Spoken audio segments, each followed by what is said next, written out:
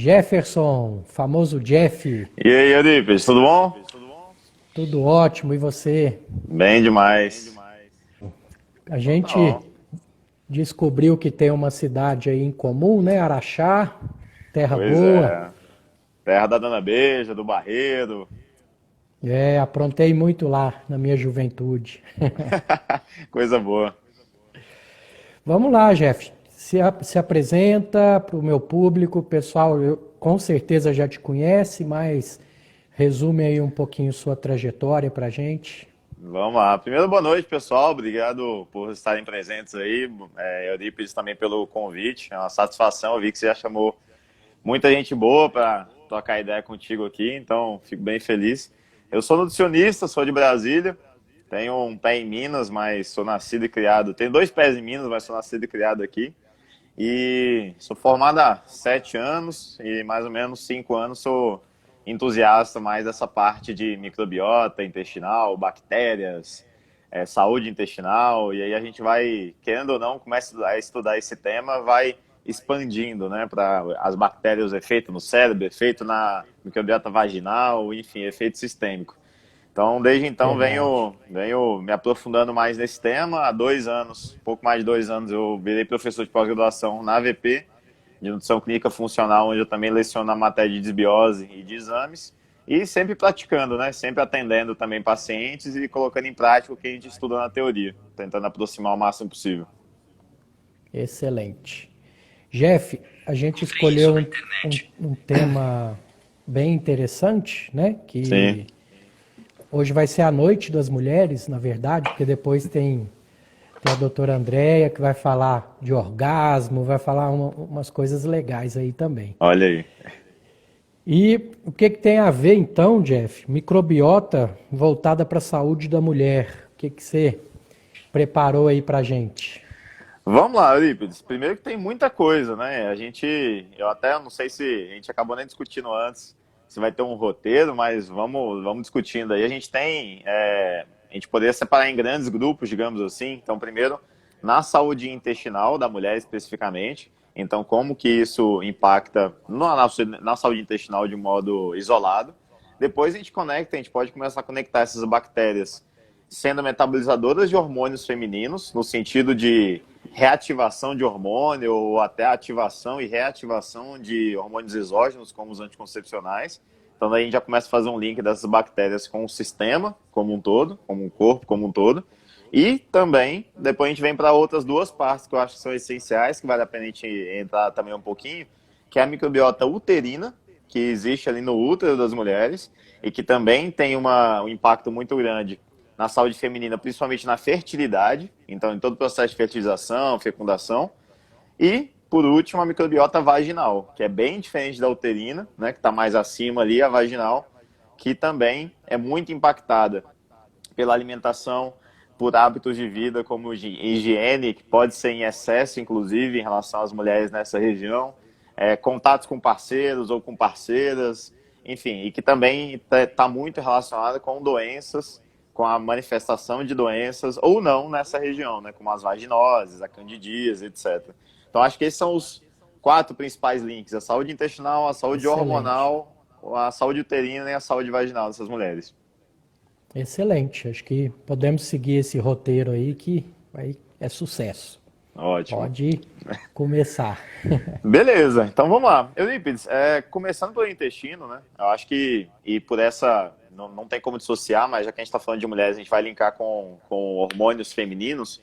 A gente tem que lembrar que as mulheres têm a questão cíclica, né? Então existe o ciclo menstrual e é sempre bom reforçar também. E até convido vocês, todas as mulheres que estejam nos assistindo ou nos ouvindo depois que isso vai para podcast, se você nunca parou, você é mulher, para estudar o ciclo menstrual, minimamente, nem ser, você não é da área da saúde, mas para tentar entender o que acontece, eu recomendo fortemente, porque é a saúde de vocês que está em jogo, e até porque eu acredito, não sei você, Eurípides, mas que o autoconhecimento é o que justamente também nos dá consciência sobre o que acontece conosco e nos dá mais capacidade, mais respaldo para ter mudanças na vida, né? Seja ela alimentar, de estilo de vida, etc.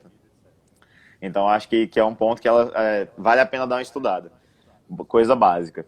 Então, assim, a gente tem que lembrar que separando de forma simples, temos a fase folicular, que é a primeira fase do ciclo, onde essa mulher, depois de ter menstruado, de ter descamado o útero, de não ter engravidado, ela tem um processo onde o útero ele vai se engrossando para preparar para receber um óvulo, mas os hormônios principais que dominam esse período é principalmente o estrogênio, o estradiol, no caso, né? Então, ele vai crescendo nesse período, em detrimento de uma progesterona ainda um pouco mais baixa, faz o pico na ovulação.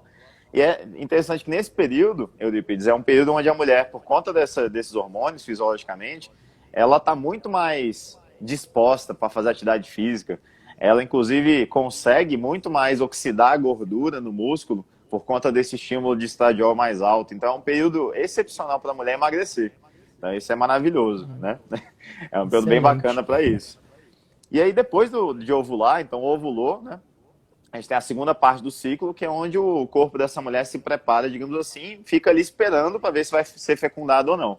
Então, o estradiol continua alto, ele ainda tem uma elevação, só que em proporção, a progesterona começa a dominar. E essa dominância progestagênica, digamos assim, ela faz com que o corpo da mulher mude, e principalmente antes da menstruação, onde o estradiol ele dá uma quedinha mais intensa em relação a isso, é onde vem os sintomas da TPM. E a gente contextualiza tudo isso porque essas mudanças hormonais alteram o intestino dessa mulher.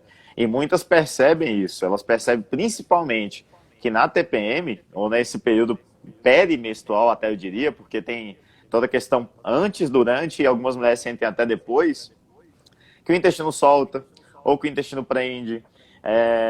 Então, assim, sentem cólicas intestinais. Então, é perceptível que há uma mudança da microbiota em relação a uma resposta dos hormônios. E não só uma resposta direta. Os hormônios, eles interagem diretamente com essa microbiota. Mas uma resposta indireta. Então, a gente sabe que, por exemplo, o estradiol, uma grande função dele é melhorar as tight junctions. Então, ele, teoricamente, ele teria uma capacidade de manter aquele intestino mais íntegro.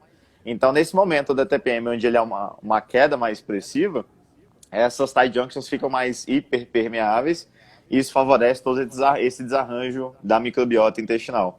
Então, talvez, fica até o convite para reflexão, mulheres deveriam ter uma atenção especial, já deveria ter uma atenção sempre à alimentação, mas talvez nesse período, 1, 2 semanas antes da menstruação, uma atenção ainda maior ao que ela está comendo, de frutas, legumes, hortaliças, compostos bioativos ou coisas que podem propiciar um intestino mais saudável, né?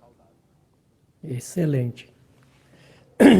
Bem posicionado, bem explicado, deu para entender por completo aí essa conexão. Então, no período pré-menstrual, da TPM, etc., está propenso a passar algumas toxinas também, que também pode explicar um pouquinho as enxaquecas, a pele ficar um pouco ruim, tudo porque abriu aquele caminho ali, ficou mais facilitado. Fora aquelas que já têm uma alimentação ruim, que já tem uma abertura maior, mesmo independente do ciclo, então aí pode até piorar certos problemas, né? A distância, vamos falar assim. É muito isso, cara. Assim, um raciocínio que eu tenho, que eu sempre discuto com outros profissionais e também com o público no geral, é que, assim, todas as mulheres vão sofrer essa oscilação hormonal, mas por que algumas têm TPM e outras não? Por que algumas manifestam problemas e outras não? Tudo vai de como o organismo dessa mulher está preparado, como ele está no seu estado basal, né?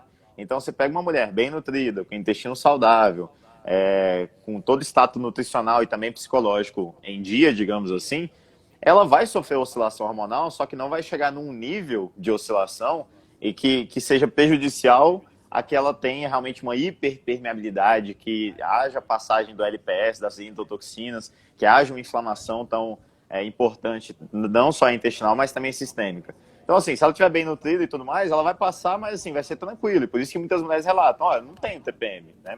Por isso que não é todo mundo que tem. Agora, se essa mulher já passa o mês inteiro, o intestino já está permeável, já está muito permeável, ela não se alimenta bem, tem alimentação pobre, em micronutrientes, tem carência de vitamina D, tem carência de zinco, tem carência de tudo.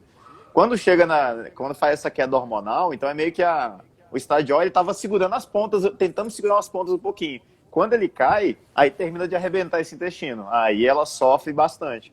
E os estudos mostram isso pra gente, que realmente na TPM, né, nas mulheres mais susceptíveis, que têm TPM, elas têm um aumento de LPS sanguíneo, elas têm que sinaliza essa endotoxemia, essa inflamação, tem um aumento de toxinas inflamatórias, então realmente é algo substancial e que está associado não só ao intestino, mas, por exemplo, a gente sabe que inflamação, por conta de aumentar cortisol, favorece a retenção de líquido.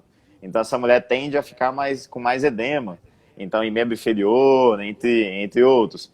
Ela também tende a ter, a gente sabe que uma outra resposta inflamatória, das toxinas inflamatórias, é aumento da sensibilidade à dor. Então a gente vê a questão da mastalgia, etc. Então, assim, a gente vai ver que está tudo interligado, né? Todos os sintomas dessa mulher estão ligados também nessa questão intestinal, não tem como dissociar. Excelente, excelente.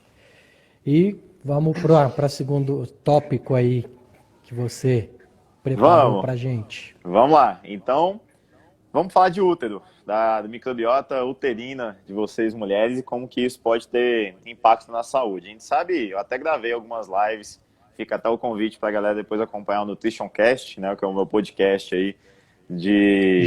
Já zerei ele, tô esperando as próximas aí. Boa. Tem mais 7 já gravadas que eu só falta editar para postar lá. Então, eu fiz uma live com a Betina, que é uma profissional nutricionista muito focada em fertilidade, eu diria referência no Brasil nisso. E aí, quando a gente toca em microbiota e útero, o que vem à mente, principalmente essa questão de fertilidade, né?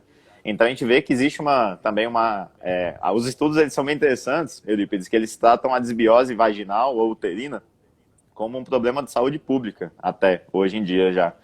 Por quê? Realmente, primeiro, essas bactérias do útero e da vagina, elas têm uma conexão muito forte com o intestino. Então, mulheres que têm uma alimentação ruim, que são mais desnutridas e etc., elas tendem a ter também uma desbiose intestinal e também uma desbiose uterina e vaginal, que é esse desbalanço das bactérias, principalmente para o lado mais negativo. Jeff, a gente sabe que as mucosas conversam, né? Todas. Então, se uma está alterada, pode refletir na outra. E a maior tapete de mucosa que a gente tem é onde? É o intestino. Justamente. Então, com certeza, tem que ter uma conexão aí, né? Não, e não só, assim, como você falou, mucosa, então, assim, entra via respiratória também, uma conexão muito forte com o intestino, então aí vem problemas respiratórios, enfim. Então, realmente, é uma conexão muito forte. E aí, na questão do útero, então, quando a gente pensa nessa desbiose uterina, ou no desbalanço das bactérias que povoam o útero, a gente pensa principalmente, a principal bactéria patogênica, digamos assim, que gera problema lá, é E. coli. Então, a famosa E. coli, né, que inclusive é responsável por causar muitas infecções bacterianas, infecção urinária, etc., ela também pode povoar o útero. E um tipo específico da E. coli, que é chamada de E. coli, que tem uma capacidade de aderir e invadir no organismo, que é uma E. coli patogênica. Ela, por exemplo, você tem uma noção, a presença dela no útero está associada com maior incidência, né, de aborto espontâneo, de natimorto, de nascimento baixo peso e prematuro, e de alguns outros problemas ainda e de infertilidade. Então, mulheres que não conseguem nem fecundar esse óvulo lá no útero. Então, assim, realmente essa microbiota, se ela tiver num padrão inflamatório no útero, essa inflamação no útero prejudica completamente o acesso do espermatozoide, a fixação do óvulo na parede uterina e o desenvolvimento dessa criança. Então, realmente, e parece besteira, né? Mas como é algo que a própria ciência hoje já traz pra gente como algo de saúde pública, a gente vê, você pega no consultório com certeza muitas mulheres que se queixam. Eu tento engravidar e não consigo. E faz tratamento, e bota hormônio e tudo mais e não resolve. Porque muitas vezes justamente falta a mudança do estilo de vida. São pessoas muito estressadas, com alimentação ruim, sedentárias, né? Então falta arrumar essa base. Essa microbiota, ela igual a intestinal, ela também responde legal aí a mudanças de hábito de vida? Eurípides, tudo leva a crer que sim. Então, tem poucos estudos ainda avaliando isso, mas tudo leva a crer que sim. Por conta da conexão, né, e não só das bactérias, mas do sistema imunológico, tudo leva a crer que sim. É bem interessante que tem alguns mecanismos específicos, então, assim, bem curiosos. Tem, por exemplo, e tudo leva a crer que sim, ainda reforçando, porque, por exemplo, tem estudos mostrando que suplementação de probiótico via oral consegue mudar a incidência de vaginoses. Então, por exemplo, probiótico oral, que interage com o sistema imunológico e com as bactérias intestinais, tendo impacto na microbiota vaginal, diminuindo vaginose bacteriana de recorrência, diminuindo candidíase. Então, tem uma conexão e a alimentação conseguiria, sim, melhorar isso. Excelente, excelente. Você falou da microbiota uterina, algo a mais assim para colocar sobre a microbiota vaginal, que está interconectada ali? Sim, sim. Então, primeiro, até sobre a uterina, só para finalizar, já conectando com a vaginal, é bacana, é interessante que, assim, todo mês, pensando que a mulher menstrua praticamente todo mês, né? Se ela tem tudo regular, é quase como se fosse uma nova chance, porque no processo de menstruação há como se fosse uma lixiviação, ou seja, aquelas bactérias que estão ali no útero e na vagina, elas vão embora. Então, elas vão embora junto com o sangue e tudo mais. Então, é como se houvesse uma nova oportunidade mensal para a mulher mudar mais drasticamente ainda aquele perfil de bactérias. É quase como se fosse uma diarreia, né? Que dá aquela Entendi. limpada para depois renovar. Então, a menstruação Pronto. também teria esse... Dá tipo um Ctrl Alt Del e agora vamos reiniciar com um programa melhor Tipo e isso. seguir, né? Tipo isso. Excelente. Resetar esse sistema. E em relação à microbiota vaginal, o que a gente tem muita conexão é justamente com as doenças vaginais, né? Então, tem algumas principais, como a vaginose bacteriana e a candidíase, uma causada por bactéria e outra por fungos. E a gente sabe que justamente uma das características da desbiose, um dos tipos de desbiose, digamos assim, é o supercrescimento de uma bactéria patogênica, que é o caso, por exemplo, quando a gente está falando de uma vaginose bacteriana, ou se a gente pensar ainda no termo microbioma, que não se restringe à bactéria, mas sim a fungos, leveduras, etc., que todos compartilham o mesmo ambiente ali vaginal, a gente pensa também nesse desequilíbrio favorecendo o crescimento de cândida. Então, cândida, a cândida albicans, mas também tem outros tipos de cândida que podem ser patogênicos e podem povoar a vagina das mulheres. A cândida albicans, ela povoa um percentual relativamente alto da população feminina. Só que ela não causa candidíase em todas, que é justamente aí que entra o equilíbrio. Então ela pode estar ali sendo um micro-organismo comensal, que a gente falou, ou seja, ela está povoando a vagina e até o intestino, muitas vezes, só que ela está numa quantidade controlada e que ela não gera problema, inclusive pode até gerar benefício. Então, aí é outra discussão.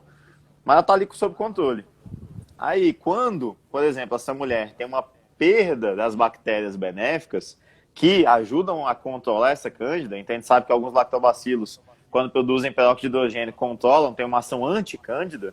Então, quando essas bactérias caem demais, ou além do que deveria, essa cândida tem abertura para crescer demais e aí vem a doença, né? A manifestação, por exemplo, de uma candidíase.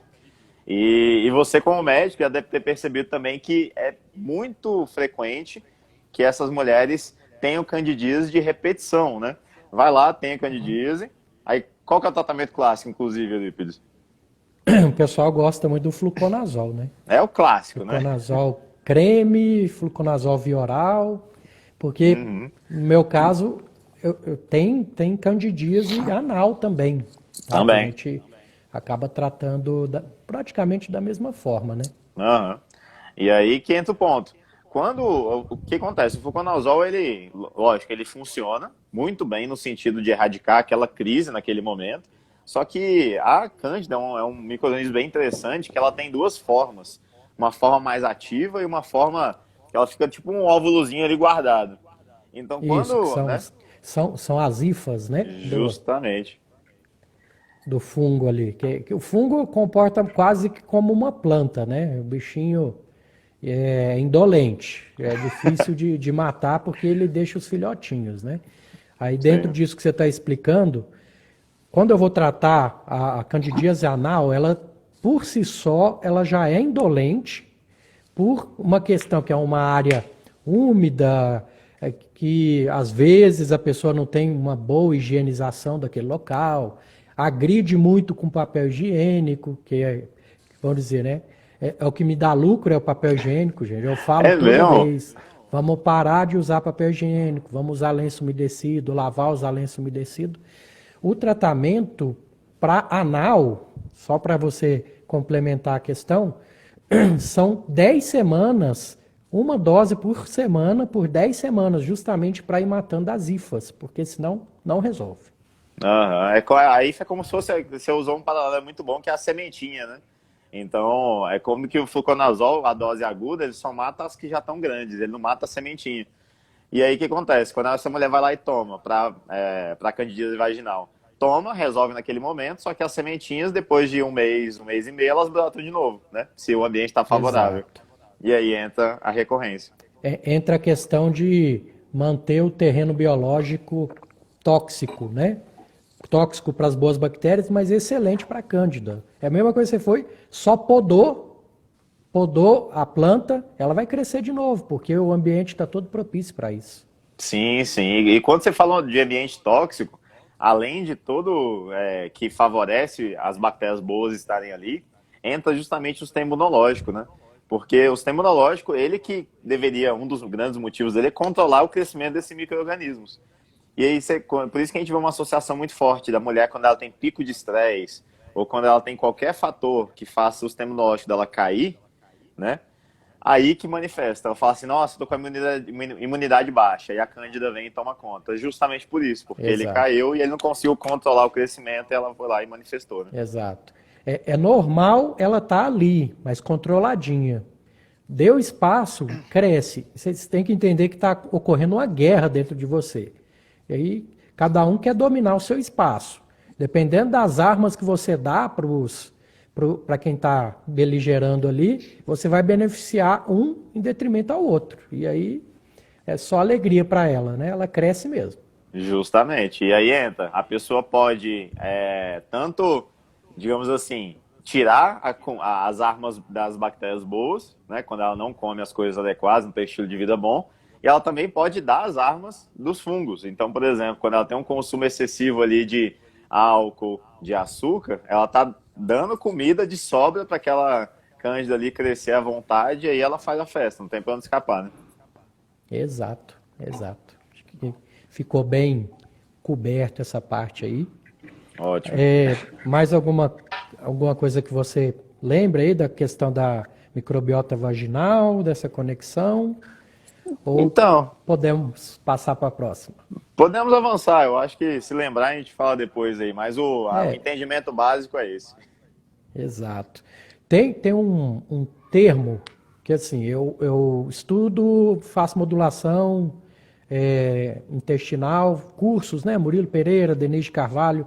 Então, assim, ainda estou engatinhando e eu costumo falar, eu sou egoísta mesmo, porque eu quero aprender com os convidados, tá? Aham. Tem um termo que até já tentei falar com algumas colegas ginecologistas e elas, eu não conheço, não é muito minha praia ainda, que é o estroboloma. Esse nome Uhum. feio. Eu sei que você deve conhecer bem.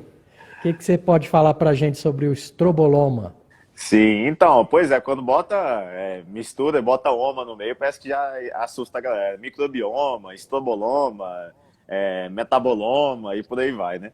Mas não tem muito mistério. Se você realmente botar no Google, qualquer pessoa dar uma googada, ela vai entender o que que é, e lógico, aí é complexo, mas não é difícil, mas é complexo, né? Então, eu acho que é mais ou menos isso. Então, o estoboloma seria justamente o estudo de como funciona esse metabolismo do estradiol, então dos hormônios femininos, só que da interação desses hormônios que a mulher produz, com todo o ambiente orgânico, digamos assim, dessa mulher. Então, com as células dela, com as bactérias que habitam o intestino dela. Então, é toda essa conexão, digamos assim.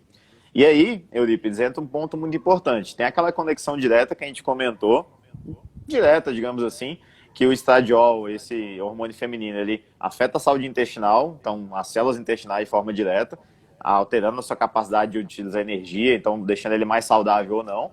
E aí entra a dependência, digamos assim, desses hormônios das bactérias para terem o seu metabolismo correto. Eu gosto de um exemplo que eu acho que fica bem fácil da galera entender, que é o impacto do uso de antibiótico no efeito de anticoncepcionais. Então, que é um negócio, é um assunto assim, estudado há décadas já, mas eu acho que é pouco elucidado, pouco discutido. mas há mais de 30, 40 anos já tem evidência científica sobre isso, que eles começaram a perceber em mulheres, na década de 70, que o uso de alguns antibióticos fazia ela ter escape intermenstrual. Ou seja, é um sinal, né, que todos os ginecologistas interpretam como a perda do efeito do anticoncepcional, né? E aí eles começaram a investigar, e assim, existem 3 grandes hipóteses, mas uma delas passa justamente pela microbiota, que seria a dependência justamente do hormônio da microbiota para conseguir fazer o seu metabolismo completo. De forma simplificada, a mulher toma anticoncepcional, ele é absorvido, faz a primeira passagem hepática, faz ali o seu ciclo, né, no corpo dessa mulher, e de maneira didática, vamos supor que isso dure 12 horas.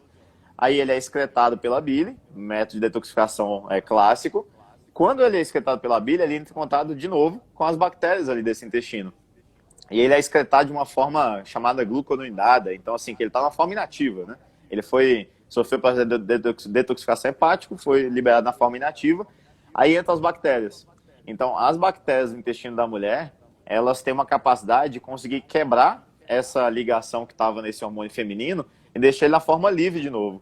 Aí ele é reabsorvido, faz a segunda passagem, como se fizesse mais 12 horas de efeito, então digamos assim, aí sim ele vai ser excretado e vai correr para a urina, para as fezes e vai ser eliminado. Então, assim, depende das bactérias para ele fazer o efeito 24 horas. E aí, quando essa mulher toma anticoncepcional, o que ela faz? Normalmente toma um antibiótico, desculpa, normalmente que são antibióticos de amplo espectro, né, que mata N bactérias. E mata, inclusive, as que fazem isso. Então, ela tomou anticoncepcional, só que fez efeito só meio período, digamos assim.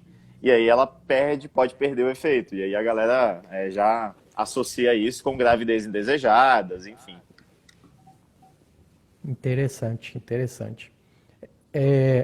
Os hormônios femininos, eles são hormônios, vamos dizer, a base desses hormônios é colesterol, né? Então, o colesterol, ele tem um ciclo biliar mesmo, inclusive tem a desconjugação dos sais biliares, que vai para uma retroalimentação. Sim. Interessante, eu nunca tinha pensado nisso, por serem hormônios do colesterol, o ciclo do colesterol é esse, eles podem ficar recirculando dessa forma e com a bactéria ali no meio para fazer esse meio campo, né? E se a mulher tiver uma disbiose ferrada mesmo, assim, então pode também atrapalhar o efeito do anticoncepcional dela? Pode, não só do anticoncepcional, mas até talvez do metabolismo dela como um todo, né, em relação ao hormônio. E ainda algumas outras coisas, Eurípides. Hoje até os estudos trazem pra gente que talvez o próprio uso do anticoncepcional possa ser danoso, porque configuraria um excesso desse hormônio presente ali no intestino. Então a gente tem alguns receptores ARIL, alguma coisa, enfim, tem o nome certinho lá no intestino, que eles são receptores para xenobióticos, digamos assim. E o estradiol, a nível intestinal, ele é identificado como ele se liga nesse receptor, ele pode ser identificado como um xenobiótico. Então, o excesso e um nível constante parece que também pode ser negativo. Então, a gente vê que, inclusive, o uso de anticoncepcional, ele está associado com uma maior prevalência de algumas doenças intestinais, como a doença inflamatória intestinal. Então, doença de Crohn e colite ulcerativa, parece que o uso de anticoncepcional é um fator de risco, que aumenta a incidência dessas doenças. Então, é negativo, a microbiota depende, o anticoncepcional depende da microbiota para fazer o seu efeito adequado, só que ele parece que dá uma estragada nessa microbiota, porque aí você pensa, se essas bactérias elas estão fazendo essa desconjugação, esse processo, normalmente elas fazem processos que dê energia para elas. Então, se você dá muito anticoncepcional, muito hormônio feminino, essas bactérias vão estar crescendo demais. Então, seria até um tipo de desbiose, digamos assim, né? Interessantíssimo. Nunca tinha visto nesse âmbito, nesse prisma, né? Vamos falar assim. Sim, sim. Muito interessante.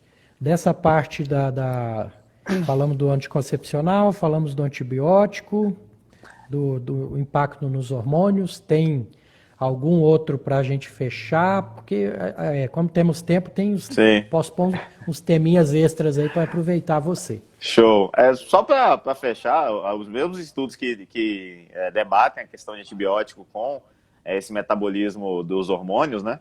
e que seria negativo, eles trazem também que qualquer quadro de vômito ou de diarreia em períodos próximos a tomar a pílula em si, também prejudicaria o efeito, né? Porque você não está tendo absorção adequada.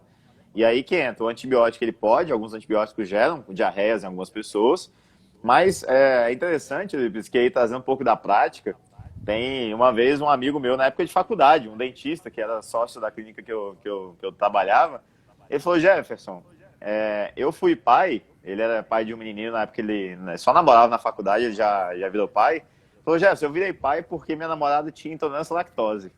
Eu não, fulano, você tá de sacanagem. Como assim? Não tem nada a ver uma história com a outra. E quando eu tava estudando esse tema, cara, se ela Faz tenta... sentido. Porque se ela tem intolerância à lactose e ela comeu brigadeiro, fez qualquer coisa que gerou uma diarreia, e isso foi próximo ao uso do anticoncepcional, pode ter perdido efeito. Então, assim, né? Anticoncepcional, não sei você, mas eu não confio nada, não confio de forma alguma. Então, assim, pode tomar, que mesmo assim eu acho que ainda tem que ter outros métodos contraceptivos, aí entra na escolha do casal, mas eu não confio de forma alguma, porque qualquer coisinha faz perder o efeito. Verdade. Minha esposa engravidou do nosso segundo filho, na troca do anticoncepcional. A gente já estava pensando em ter, mas só de trocar aconteceu, né? Aí veio o Pedro Arthur aí com saúde, graças a Deus. Aí o que eu fiz? Meu método anticoncepcional, vasectomia, pronto, resolvido. Tem Pronto. 2 meninos, tá ótimo. Sem erro, sem erro. E, Eunípides, agora eu vou te fazer uma perguntinha só para aproveitar, já que é da sua especialidade médica aí. A gente vê nos estudos que, por conta, talvez, inclusive, do estroboloma, né, e do sistema imunológico é diferente de homens e mulheres, da microbiota também, as mulheres, para algumas patologias intestinais, como doença inflamatória intestinal, como até síndrome do intestino irritável, elas estão no público que mais é acometido. Você percebe, até Sim. constipação, né? Enfim, você percebe isso na sua prática?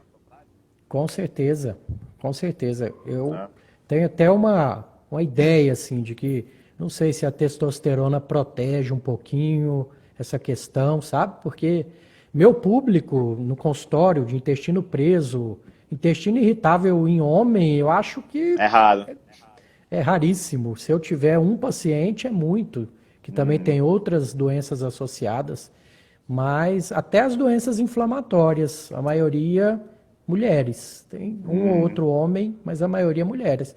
E você falando isso, até me vem na cabeça que esses homens que tratam comigo, a maioria tem aquele perfil O que perfil.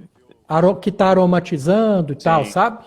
É aqueles mais gordinhos, que tem a gordura no local diferente. Você me falando abriu essa perspectiva aí de pensar nisso sim. Sim. E Eurípides, eu vou te falar que existe, assim, fazendo conexões, existe um porquê talvez disso. A testosterona, ela comprovadamente tem um efeito anti-inflamatório, quando em níveis fisiológicos. Então, Pronto. então assim, só isso por si já explica. E eu mesmo estou estudando isso para montar um curso. Ainda não se sabe exatamente, mas existe uma associação muito forte de níveis baixos de testosterona com níveis mais altos de citocinas pró-inflamatórias. Não se sabe se é a inflamação que baixa a testosterona ou se é a testosterona que aumenta a inflamação pelo efeito anti-inflamatório que ela teria. Mas tudo leva a crer que o início seria a queda de testosterona, prejudicando ainda mais a inflamação e talvez começando aquele ciclo vicioso. Então, assim, faz todo sentido. Você pega Excelente. homens com Faz. níveis de testosterona mais reduzidos e lembrando, só para reforçar a galera que está vendo aí, não era o foco, mas já que a gente está falando, nível de testosterona reduzido não quer dizer que está abaixo da referência. Tá? Os valores de referência são enormes e quer dizer que está abaixo do fisiológico dele, não necessariamente da referência, né? E sempre também é mais importante ainda observar a testo livre do que a testo total. A testo livre é a que tem mais associação com essa problemática do que a testo total. E aí, olha só, uma coisa que me veio agora. Quando você pensa em mulher que toma anticoncepcional, além de todo o efeito do estradiol que ela tem queda de testosterona também. Verdade. E aí entra até o assunto da próxima live, que é a libido. Pode baixar a libido. Tudo é Justamente. interligado, é por isso que é bonito demais fisiologia. Não, e assim, ela tem queda de testo e não é só da total. A principal que cai é a livre, justamente por conta dessa HBG que dispara em resposta ao estradiol, né, a produção hepática. Então, assim, eu nem tinha para pensar nisso, por isso que é bom conversar, né? A gente sempre pensa em coisas Verdade. diferentes. Então, talvez, porque é comum pegar a mulher que toma anticoncepção há anos, a testo livre 0,005, é uma coisa assim, baixíssima. Uma vez um paciente falou, Jasmine, a testa negativa. Então, tá Verdade. baixo, né? E na medicina integrativa, que eu também tenho estudado bastante, que alguns chamam de alternativa, mas não é alternativa, acho que ela é coadjuvante, na Ou se for verdade. alternativa, é a melhor alternativa, talvez. Exato, porque é mais natural, etc, né? Sim. Já vem alarmando, eu não sei se tem estudos a respeito, você que é professor, tudo às vezes pode até me auxiliar nisso aí, o uso prolongado da, dos anticoncepcionais, aquelas meninas começou aos 14, parou aos 50, vamos falar Aham. assim, 45, está associado ao aumento do risco de Alzheimer. É mesmo. Porque um neurocirurgião, que eu até escutei um podcast com o Vitor Azini, conversando com ele é um brasileiro que está lá na Europa estudando isso. Aham. É, ele relata que os neurônios das mulheres, não sei se até os nossos masculinos também, eles precisam de um certo nível hormonal, esse ciclo, para se alimentar corretamente, para se limpar corretamente. Se Uhum. você mantém constante, tem mulher que emenda cartela, essas coisas, né? Você mantém aquele nível hormonal constante, aquele neurônio não vai se alimentar corretamente, e se você já tem uma predisposição genética, vai aumentar a sua predisposição.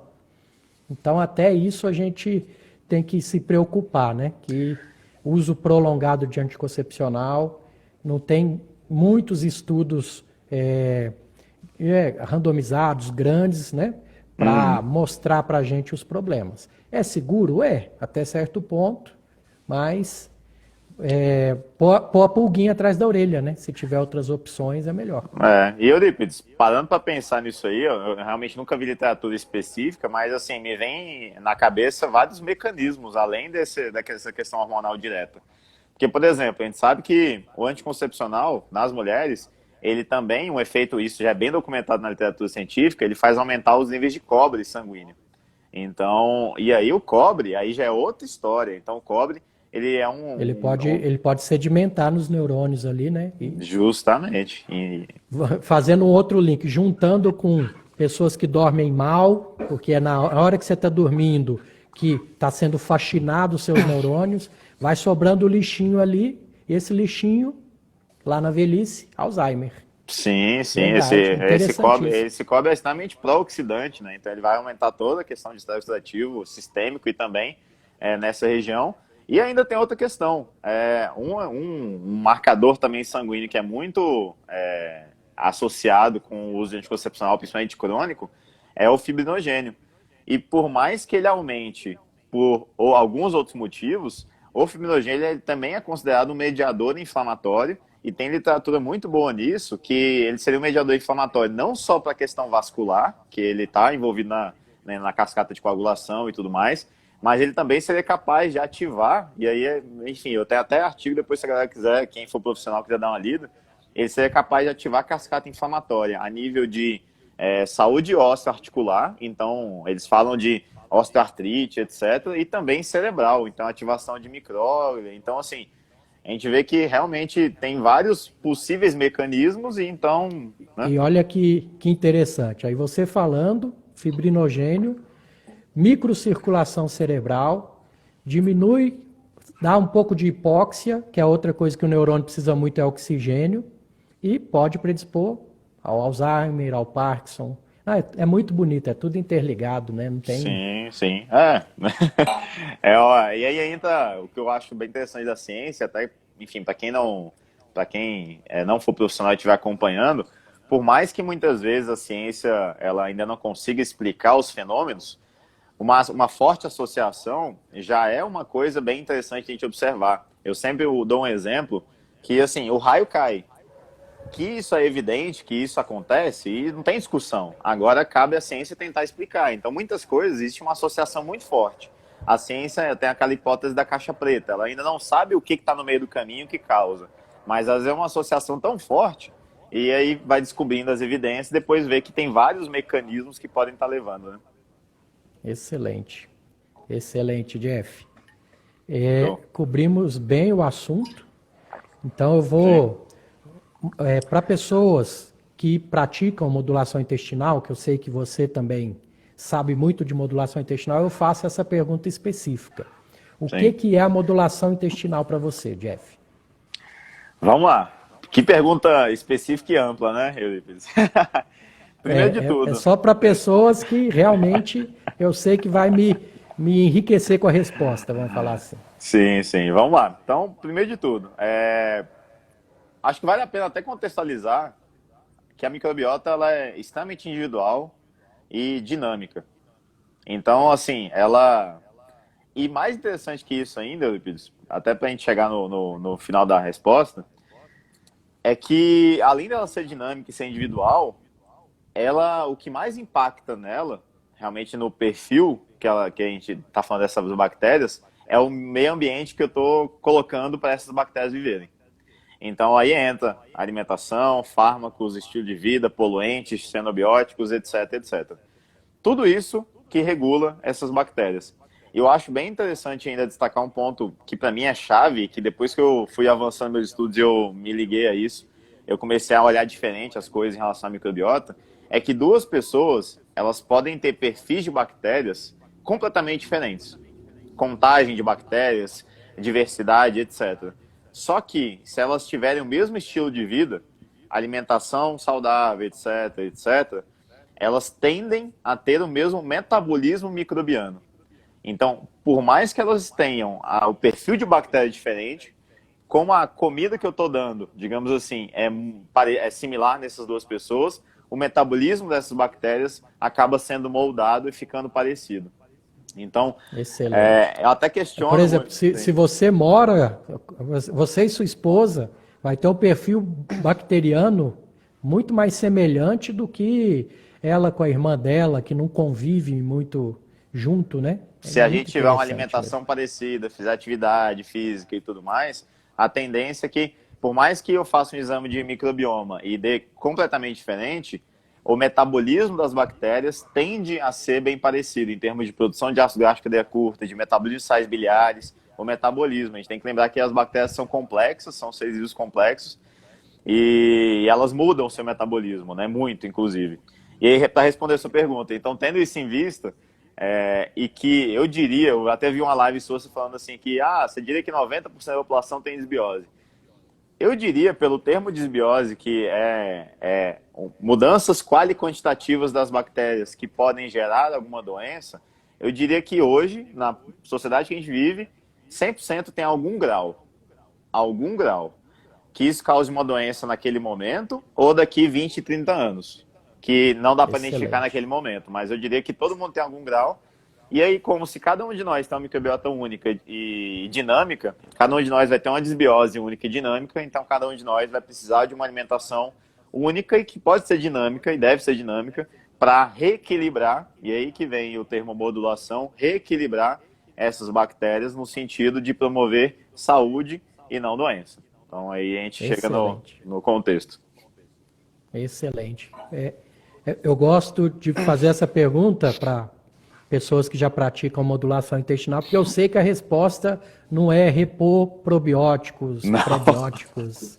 Está longe disso. E já tivemos muitas lives explicando isso. O pessoal pode procurar no podcast. Sim, sim. Só para fechar o raciocínio, rapidinho, para a galera entender, imagina que o modulador, ou a pessoa que está, o profissional, ele é um DJ, e ele não tem só o volume de mais e menos, de aumentar o volume. Não é simples assim, não é só botar probiótico e tirar probiótico, botar fibra e tirar fibra. É uma mesa repleta de botõezinhos que você vai aumentando, diminuindo, para tocar aquela música, aquela orquestra, na verdade, é justamente a orquestra daquela pessoa. Então, eu acho que é uma ideia, uma analogia boa. Excelente. E entra um pouquinho uma coisa que você gosta muito, que tem até tatuado no seu braço aí, Sim. que é o butirato, Sim, o butirato tá aqui. Sim. que é esse ácido graxo aí que é especial mesmo, né? Ele tem muitas benefícios você produzir ele, né? E para produzir ele, você tem que estar com o equilíbrio da sua microbiota. Tanto que na modulação que eu pratico, não sei se você conhece o Dr. Jean Marc, Sim, sim. ele tem os bifidogênicos, que é justamente micronutrientes para a bactéria, não é para a gente. Ele já estuda isso há 20 anos e ele bolou os esqueminhas já para facilitar, né, esse começo, vamos falar assim, que é justamente para modular essas bactérias que produzem o butirato. Uhum. E você quer dar algum detalhe mais interessante do butirato para a gente? Você que gosta tanto dele. Eurípides, assim, até o Jean, eu já fui numa palestra dele, ainda não tive o prazer de estudar mais a fundo, de conhecer um pouco mais a metodologia dele, mas só pela palestra já vi que realmente é um cara brilhante. Aí você deve se questionar, por que que uma pessoa tatua uma coisa, né? Tem vários motivos, mas dentre os estéticos não foi, logicamente, porque eu tatuei literalmente uma bactéria no meu braço e um butirato desenhado dentro dela. É, Quando a gente fala de ácido graxo de cadeia curta, né, que é essa substância, são esses ácidos graxos produzidos pelas bactérias intestinais, a gente fala de três principais. Tem vários outros e é um metabolismo extremamente complexo, então existe um mecanismo que a gente chama de cross-feeding, que uma bactéria pega um substrato, produz uma coisa que outra bactéria usa como substrato, então assim, é bem complexo. Isso é que torna o negócio dinâmico, bonito e difícil, enfim, complexo. E dentro dos três principais, que teriam o acetato, propionato e o butirato nem é o que é mais produzido, e isso mesmo em pessoas saudáveis. Só que ele tem um papel chave tão importante que, inclusive, eu tatuei na veia, inclusive, por isso que ele está nessa posição, porque a ideia seria o butirato correndo na veia, porque de todos que a gente estuda, por exemplo, o propionato e o acetato, por mais que eles tenham efeitos benéficos, o excesso deles é danoso. Então, quando a gente pega, por exemplo, a microbiota de um obeso ele produz muito, ele produz mais do que pessoas normalmente saudáveis, propionato e acetato. E aí acaba que esse excesso de ácido graxo desses dois tipos serve de substrato energético para o fígado fazer gordura, então aí favorece esteatose hepática, tem efeitos negativos. Agora o butirato não, Eurípides. O butirato, eu ainda nunca vi uma coisa negativa. Assim, alguém falando, nossa, excesso de butirato causa isso. Eu só vejo coisa boa do butirato.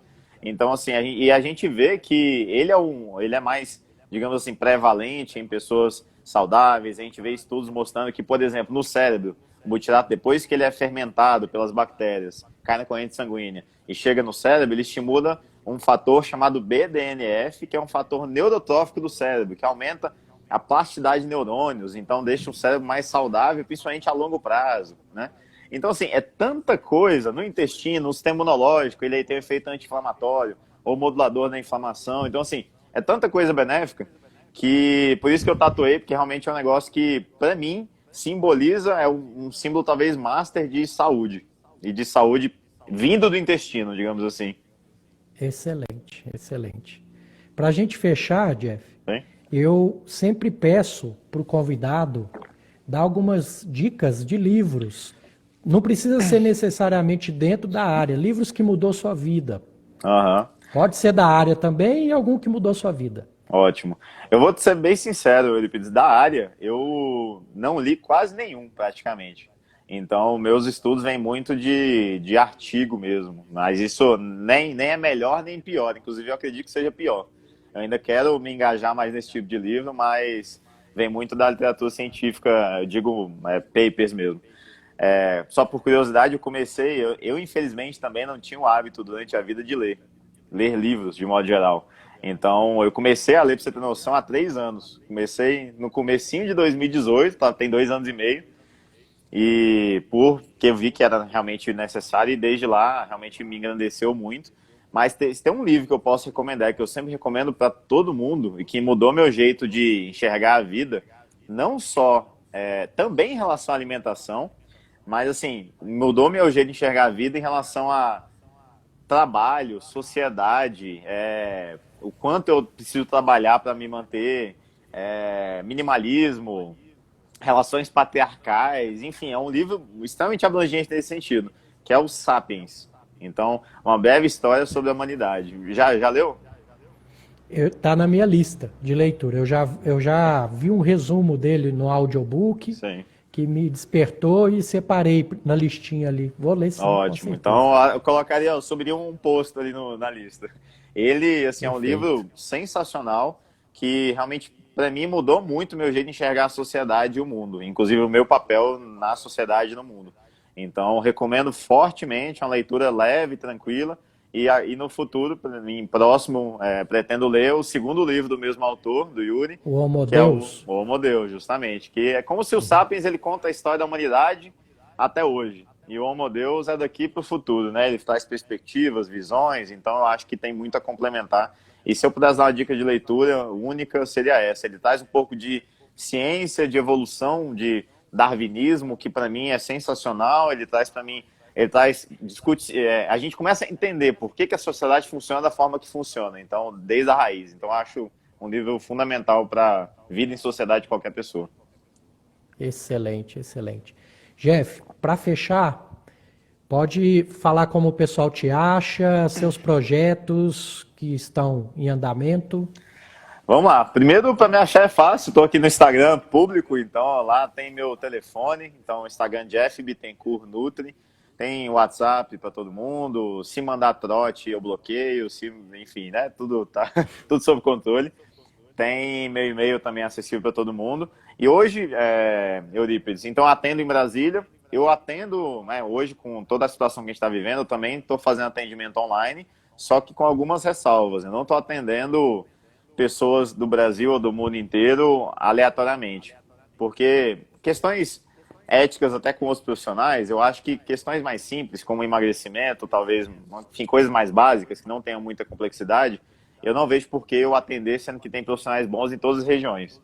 Até para esse, agora, Excelente. eu foco o online para atender pessoas de outros estados, outros países, que tenham problemas intestinais mais graves. Então, aí eu dou uma filtrada antes, e se a pessoa tem alguma coisa, ela vem de fora, eu topo atender online. Então, assim, tô atendendo online, Excelente. só que um público específico, por questões aí com os outros profissionais da área.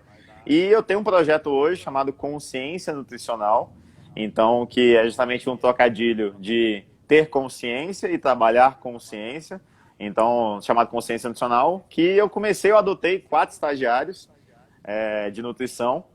A gente começou, eu sentia muita falta, Lippes, eu comecei a dar palestras, né? E aí eu via que eu passava ali 20, 30 minutos falando com a pessoa, então eu passava um pouquinho da mensagem ou do jeito que eu pensava a nutrição ou a saúde. Aí eu comecei a dar aula em pós, eu passava 16 horas, 18 horas com as pessoas, então passava um pouquinho mais. Mas eu senti falta de passar realmente de uma forma mais ampla, mais completa o que eu vivi, o que eu penso e ajudar mais alguns profissionais a ajudarem mais pessoas. Então eu adotei 4 filhos, que eu brinco, para, digamos assim, treiná-los para a vida nutricional. Então, eles acompanham consulta, a gente discute artigo científico, a gente passa por todas essas partes. Eu estava em reunião com eles antes daqui, inclusive. E a gente tem uma página no Instagram chamada Consciência Nutricional, onde constantemente a gente está postando lá conteúdos técnicos científicos da área de nutrição e de saúde. Então, fica o convite. E em breve eu vou provavelmente expandir o grupo, chamar mais filhos aí. Então, assim, é um projeto que eu estou tocando atualmente com prazer enorme, porque eu sei que a gente, você também com certeza deve concordar com isso, a gente não tem mãos para ajudar todo mundo que precisa. Então, assim, eu me vejo muito nesse papel também de tentar minimamente, quem sou eu, sou, né? Mas a gente tenta capacitar profissionais para que esses profissionais consigam ajudar mais pessoas. Então, fazer um efeito em cascata, e não só eu diretamente, mas a gente ajudar a capacitar pessoas a poderem ajudar de uma forma melhor, não a melhor, mas um pouco melhor outras pessoas, né? Então, é esse o objetivo do Consciência, fica a dica para quem quiser seguir. Tem o Nutrition Cast também, que é o podcast, que a gente ele começou com a ideia de eternizar as lives, então eu estava produzindo muito conteúdo interessante com vários convidados, e isso se perdia 24 horas depois, né? E eu achava isso um pecado. Tinha tanta discussão interessante. E aí surgiu o Nutrition Cast, mas eu pretendo dar projeto, dar seguimento com outros conteúdos, até porque hoje o Instagram resolveu esse problema, né? A live pode ficar salva no IGTV, então ele resolveu esse problema, mas o Nutrition Cast vai virar uma ferramenta com certeza de disseminar saúde e conteúdos também para quem quer escutar no carro, treinando e por aí vai, né? Excelente, Jeff. Eu insisti muito nesse encontro, porque eu sabia que ia ser excelente pelo seu gabarito, pela sua bagagem. Só tenho a agradecer. Estamos na mesma cidade, em Brasília. Vamos encontrar, vamos trocar ideia, vamos trabalhar junto, que junto somos mais fortes, né, nessa parte de modulação intestinal ainda, que estamos na ponta do iceberg de entender o todo, né? Então, sem dúvida, com pessoas como você, cabeça aberta, que gosta de conversar, que gosta de fazer conjecturas, é assim que a gente cresce. É isso aí. sem dúvida. Tá todo mundo aqui nessa terra para evoluir, né, Eurípides? Então, e não só evoluir sozinho, mas ajudar outras pessoas a também terem possibilidade de evoluir, tanto como talvez espíritos e almas, sei lá, que cada um acredita, mas também como saúde, né? A gente está aqui, o Corpo Profissional de Saúde, também para ajudar o corpo físico. Ele não pode ser abandonado de forma alguma, porque ele é o único, é ele que a gente tem e tem que cuidar, não tem outra opção, né? É o nosso templo, né? O presente de Deus para a gente cuidar. Então vamos cuidar melhor, pessoal. Justamente. É isso aí, Eurípides. É isso Muito aí. obrigado, cara, pelo convite, pela oportunidade. Eu sei que, assim, 1 hora é pouquíssimo tempo para discutir coisas tão complexas, mas a ideia, acho que foi realmente dar uma pincelada, a galera ver que tem importância e ver que tem que cuidar da alimentação, tem que cuidar do sono, tem que cuidar da atividade física, tem que cuidar da espiritualidade, da saúde mental e Excelente. esse cuidado é individual, né? Com Deus. Tchau, tchau, Tchau. pessoal. Tchau, Eurípides. Obrigado. Boa noite.